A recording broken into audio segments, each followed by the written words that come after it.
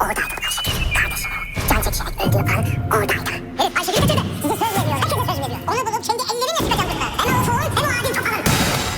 Tebrikler. Telefonu buldunuz. Baba. Kızım onu sonra da konuşmuştur. Kardeşim Meltem'i. Meltem'i getir. Ayşegül'ü al. Nasıl kaçırsın beni zaten merak edelim. Uzak dur benden. Uzak dur. Ya eğleneceğiz işte takılacağız ne var bu? Benim kardeşim bırakacak beni. Ne demek kardeşim tanıyacak. Ne yapıyorsun bırak herkese. Beni sen öldürüyorsun bırak beni ne